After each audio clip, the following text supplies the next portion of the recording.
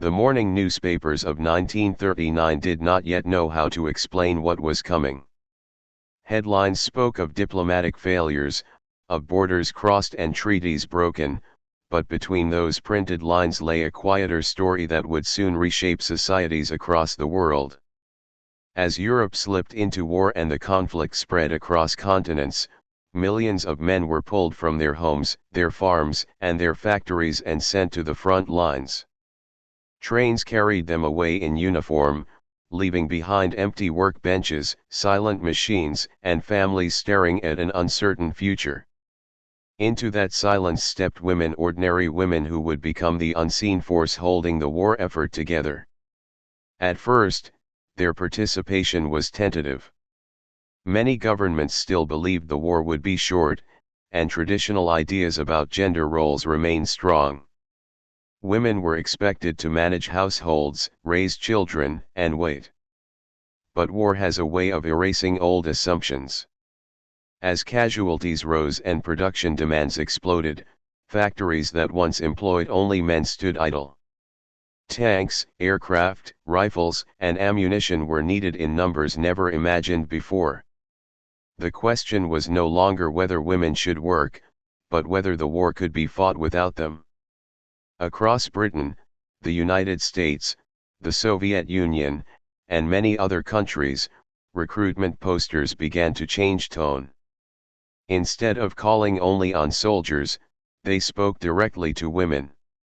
The message was clear and urgent: the factory floor was now a battlefield, and production was as vital as combat.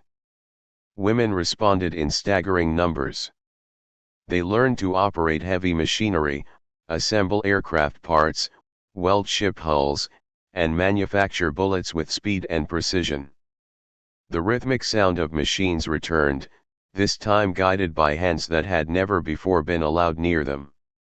In the United States, the image of Rosie the Riveter emerged as a powerful symbol. She was strong, confident, and determined, sleeves rolled up, declaring that women could do the job. But behind the posters were real lives shaped by exhaustion and discipline. Factory shifts were long, often running day and night. Women stood for hours amid noise, heat, and the constant pressure to meet quotas.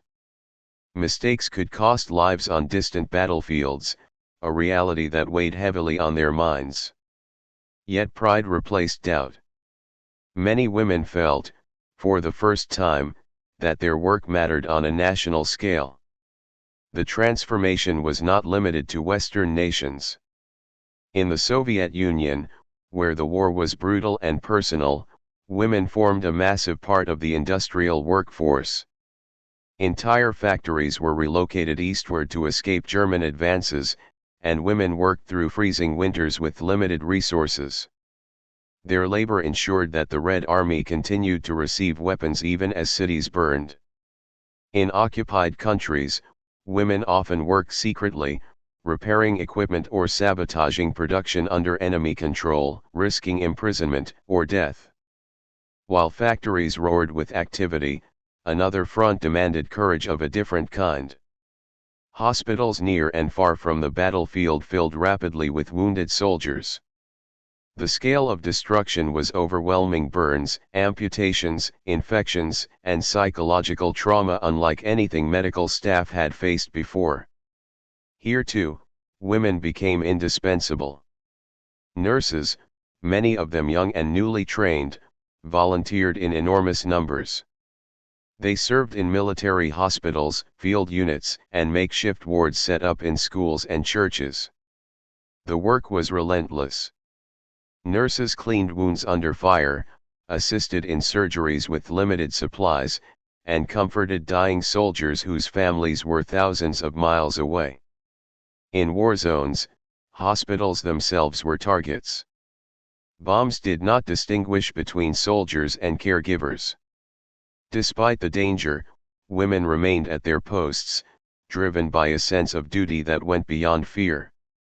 Their presence brought humanity into spaces defined by suffering. Beyond nursing, women filled countless support roles that kept societies functioning.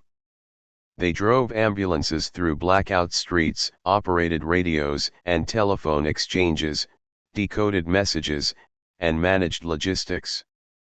In civil defense, they organized air raid shelters, guided civilians during bombings, and helped rebuild shattered neighborhoods.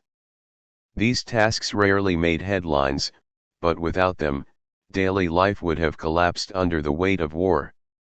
What made this moment extraordinary was not just the scale of women's involvement, but the speed with which change occurred. Jobs that had been denied to women for generations suddenly became accessible, not as a matter of equality, but necessity. Training programs expanded overnight. Women learned technical skills, handled responsibility, and proved their competence again and again. Skepticism slowly gave way to respect, though it was often mixed with the assumption that this change was temporary. Emotionally, the burden was heavy. Many women worked all day and returned home to manage families alone, carrying the constant fear of bad news from the front. Letters arrived irregularly, some filled with hope, others announcing loss. Grief became a shared experience, yet work continued. In factories and hospitals alike, women learned to suppress personal pain for the sake of collective survival. As the war progressed, it became clear that women were not merely replacing absent men, they were redefining what contribution meant. Productivity soared in industries dominated by female workers. Medical survival rates improved due to organized nursing care. Communities held together because women kept essential services running. Quietly, without formal recognition, they altered the social fabric of their nations. By the early 1940s, the war had consumed the world, and women were no longer on the sidelines of history. They were shaping its outcome with every rivet hammered, every wound dressed, and every message transmitted. This was only the beginning of their wartime journey, a journey that would challenge old boundaries, create new expectations, and leave a legacy that extended far beyond the final ceasefire. The newspapers would eventually record victories and defeats, but the deeper story was unfolding in factories, hospitals, and homes, where women carried the weight of a world at war. Behind the lines, beyond fear. As the war deepened and front lines shifted almost daily, it became clear that factories and hospitals were only part of the story. Modern warfare demanded information, coordination, and constant vigilance, and this need opened doors that had never existed before. While newspapers focused on generals and battles, a quieter transformation was taking place behind the scenes. Women were moving into spaces once considered too dangerous, too complex, or too secret for them. Their work would not be celebrated in victory parades, but without it, many victories would never have happened. One of the most significant changes occurred in the realm of military support services. Governments realized that soldiers were needed at the front, not behind desks or radio stations. Women were recruited into auxiliary forces where they handled communications, logistics, and administration. They wore uniforms, followed military discipline, and lived under strict regulations. Though officially non-combatants, they often worked within range of enemy attacks. Air bases, ports, and command centers were frequent targets, and danger was a daily reality. In Britain, women served in roles that demanded both technical skill and emotional strength. They tracked enemy aircraft, operated radar systems, and relayed information to fighter pilots during air raids. A single mistake could mean the destruction of an entire city. Long hours were spent staring at screens, interpreting blips of light that represented approaching death. These women were trained to remain calm under pressure, even as explosions shook the buildings around them. Across occupied Europe, the situation was even more complex. Here, women became the backbone of resistance movements. With male leaders often imprisoned or executed, women stepped into leadership positions out of necessity. They acted as couriers, carrying secret messages hidden in clothing, baskets, or even children's toys. Because they attracted less suspicion, they could move more freely through checkpoints, though capture meant torture or execution. Resistance work required constant alertness. Trust was fragile, betrayal common. Women learned to memorize information instead of writing it down, to destroy evidence instantly, and to maintain convincing false identities. Some assisted in sabotaging railways and factories, disrupting enemy supply lines. Others helped hide refugees, downed pilots, and persecuted families in their homes. These acts were not dramatic in appearance, but each carried enormous risk. In intelligence services, women proved equally vital. They worked as code breakers, analysts, and spies, deciphering enemy communications that revealed troop movements and strategic plans. In secure rooms filled with machines and endless paperwork, they fought a mental war that required patience and precision. The pressure was immense, as decisions based on their interpretations could determine the outcome of major operations. Success meant lives saved, failure meant disaster. The war also blurred the line between civilian and soldier. In cities subjected to constant bombing, women became the first responders. They pulled survivors from rubble, extinguished fires, and managed emergency shelters. Sleep was irregular, fear constant. Children looked to them for reassurance even when they themselves were unsure they would survive the night. These women did not carry weapons, but their courage was measured in endurance rather than force. In some countries, the boundaries were pushed even further. In the Soviet Union, women were trained as snipers, pilots, and anti-aircraft gunners. They fought and died on the front lines, challenging every existing belief about gender and combat. Their presence was not symbolic, it was practical.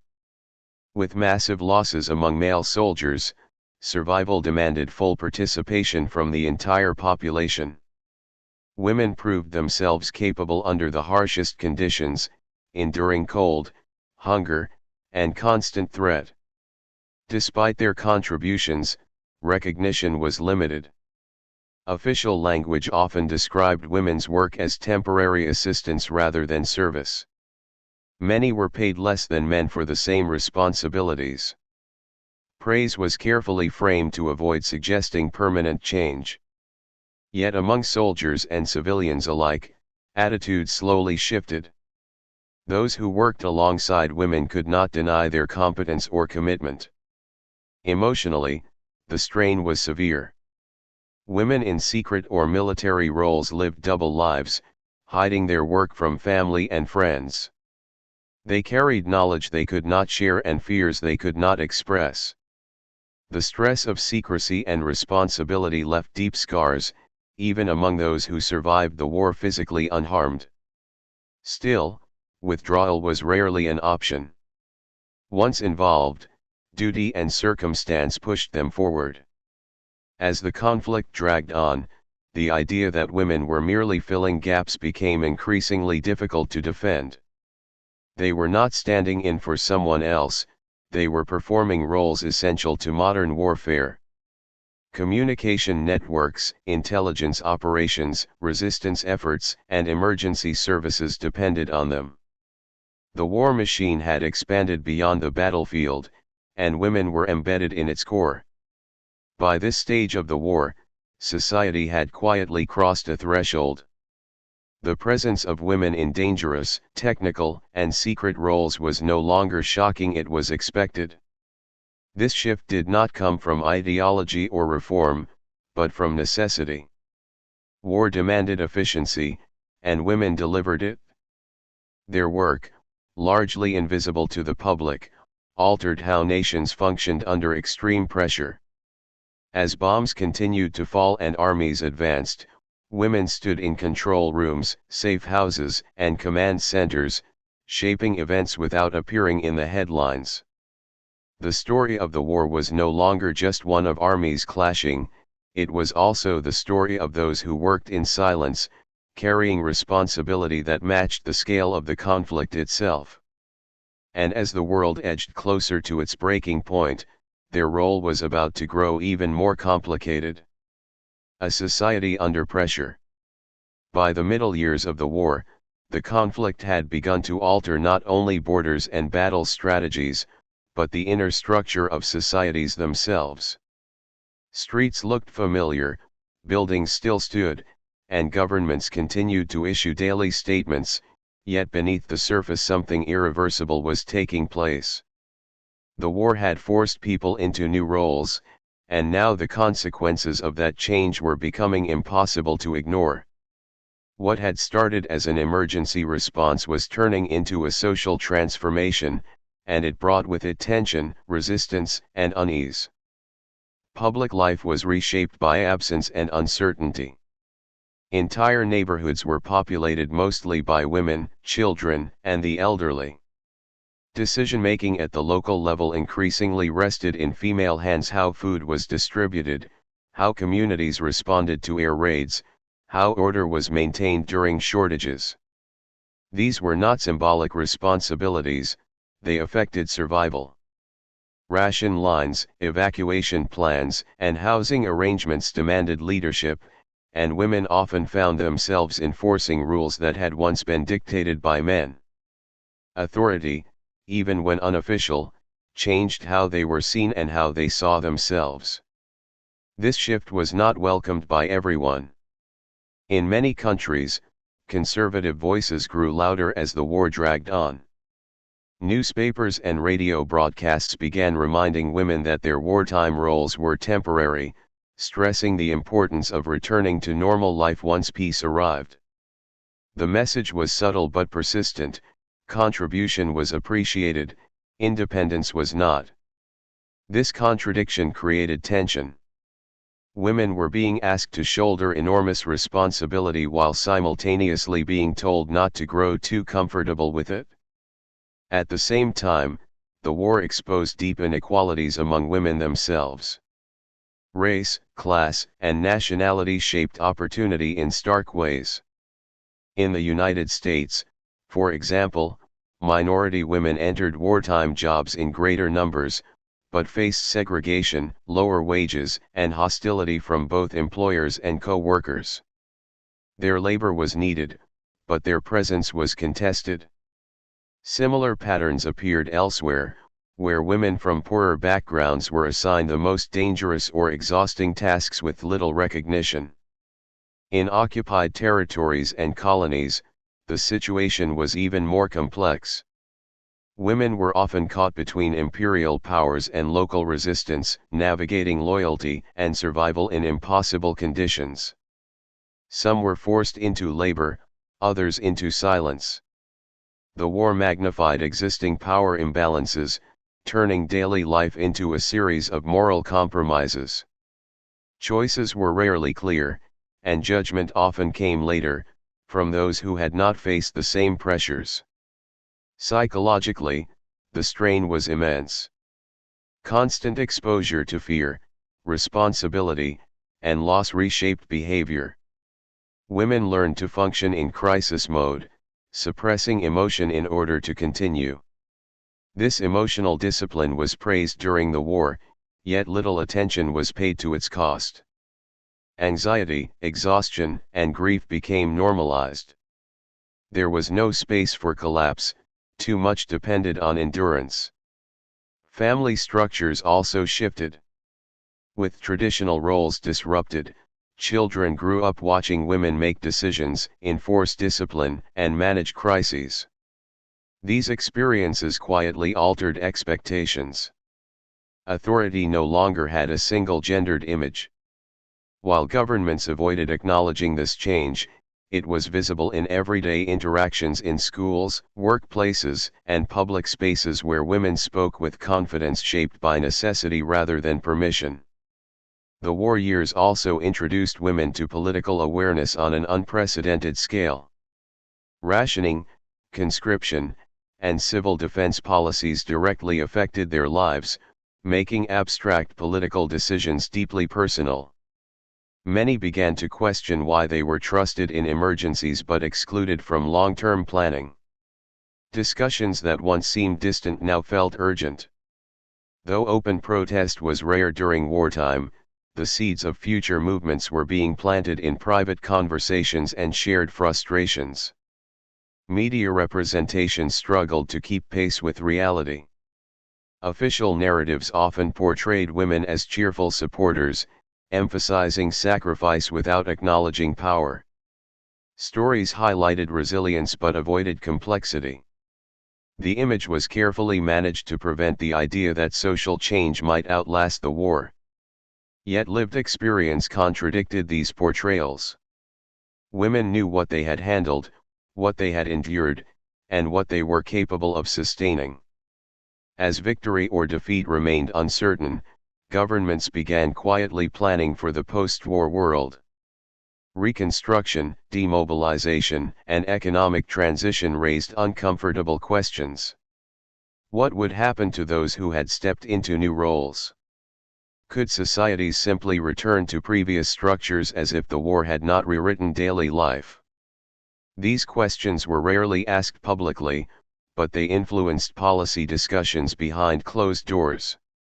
The tension between recognition and erasure grew sharper as the war neared its final stages. Women sensed that their contributions were being framed as a footnote rather than a foundation. Gratitude was expressed, but permanence was denied. This awareness did not always lead to resistance, but it did create a quiet resolve. Expectations had changed, even if official policies had not. By this point, the war was no longer just a struggle between nations, it was a struggle over identity and memory. Who would be remembered as agents of change, and who would be written out once peace returned? Women stood at the center of this question, aware that history often favors simplicity over truth. As armies advanced and negotiations began, societies carried invisible fractures created under pressure. The war had expanded women's roles without preparing nations to accept the consequences. What followed would not be decided solely by treaties or victory speeches, but by how these experiences were acknowledged or denied once the fighting stopped. And as the world moved toward an uncertain peace, the question remained unresolved: could everything truly go back to the way it was before? After the silence of guns. When the war finally began to loosen its grip on the world, it did not end with a single moment of relief. There were no universal celebrations, no instant return to peace. Instead, there was exhaustion. Cities stood damaged, economies fragile, and societies uncertain about how to move forward. The guns fell silent, but the pressure that had shaped daily life for years did not disappear overnight. For women, the transition into peace was as complex as the war itself, marked by contradiction, disappointment, and unresolved change. Demobilization began quickly. Soldiers returned home in waves, carrying physical injuries and invisible trauma. Governments focused their attention on reintegration, employment, and national rebuilding. Factories that had once operated around the clock were restructured or shut down. In many places, women were informed, sometimes politely, sometimes abruptly, that their services were no longer required. Jobs they had mastered were reassigned, and expectations shifted back toward domestic life.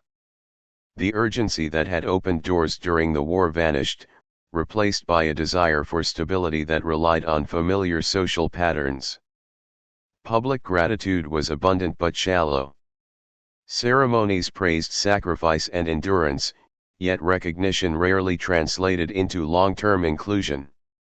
Wartime contributions were framed as exceptional circumstances rather than proof of capability. This distinction mattered. It allowed societies to celebrate women's efforts while simultaneously excluding them from post-war decision-making. The message was clear: Help was welcome in crisis, authority was not welcome in peace. For many women, this return to normalcy felt unnatural. Years of responsibility had reshaped confidence and self-perception. They had managed logistics, made life and death decisions, and sustained communities under extreme pressure. Now they were expected to step back quietly, as though those experiences had not altered them. The adjustment was deeply personal and often painful. Some complied out of necessity, others resisted in small, private ways, but few found the transition easy. The emotional aftermath of the war also demanded reckoning. During the conflict, survival left little room for reflection. In peacetime, memories surfaced with force. Grief for lost family members, guilt over choices made under pressure, and the lingering effects of constant fear began to take shape. Support systems were limited, and psychological wounds were poorly understood. Many women carried these burdens alone, their suffering unseen and unrecorded. At the same time, the war had planted ideas that could not be undone. Exposure to political processes, economic independence, and public responsibility had expanded horizons. Women who had once been excluded from civic life now understood its mechanics. Voting rights, labor protections, and educational access gained new urgency in the post-war years. These demands did not arise suddenly, they were built on lived experience. The war had not created equality, but it had made inequality harder to justify. Globally, the impact varied. In some countries, legal reforms followed, slowly and unevenly. In others, progress stalled or reversed. Cultural memory played a decisive role. Where wartime narratives emphasized unity and shared sacrifice, women's contributions were more likely to be acknowledged. Where the focus remained on military heroism alone, civilian labor faded into the background. History, as it was written, selected its heroes carefully.